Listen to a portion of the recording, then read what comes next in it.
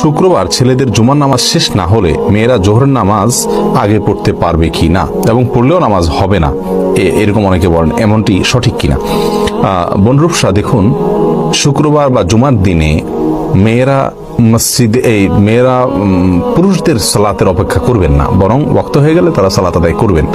পুরুষরা মসজিদে সালাত আদায় করেছেন কিনা, সালাতের সময় হলো কিনা, এই বিষয়গুলো তাদের দেখার কোনো প্রয়োজন নেই, বরং মেয়েরা তারা খেয়াল করবেন শুধুমাত্র ওয়াক্ত হলো কিনা। যদি ওয়াক্ত হয়ে থাকে তাহলে সেক্ষেত্রে তারা তাদের বাসায় সালাত আদায় করবেন এবং পুরুষদের মসজিদে সালাত আদায় হোক বা না হোক এই বিষয়টি তাদের দেখার কোনো প্রয়োজন নেই। বিভিন্ন জরিপ বলছে পুরুষরা যে পরিমাণ তালাক দিয়ে থাকে, মেয়েরা ডিভোর্স লেটার পাঠিয়ে থাকে, বিবাহ বিচ্ছেদ ঘটায় থাকে মেয়েদের পক্ষ থেকে, তার চাইতে অনেক গুণ বেশি। এখন প্রশ্ন হলো, ইসলামী শরিয়ার দৃষ্টিতে মেয়েরা তালাক দিলে স্বামীকে তালাক হবে নাকি হবে না? এই প্রশ্ন উত্তর হলো, তালাক মূলত স্বামী দিবে স্ত্রীকে, এটা হলো মূল বিধান।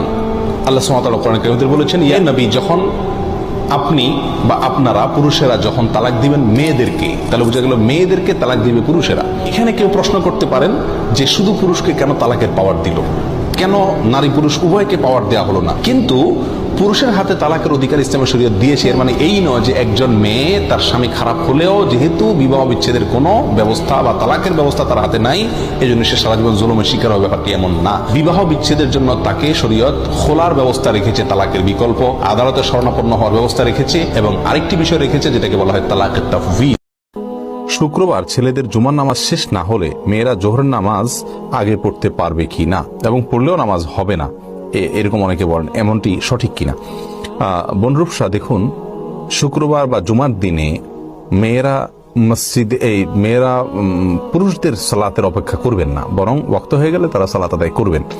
পুরুষরা মসজিদে সালাত আদায় করেছেন কিনা, সালাতের সময় হলো কিনা, এই বিষয়গুলো তাদের দেখার কোনো প্রয়োজন নেই, বরং মেয়েরা তারা খেয়াল করবেন শুধুমাত্র ওয়াক্ত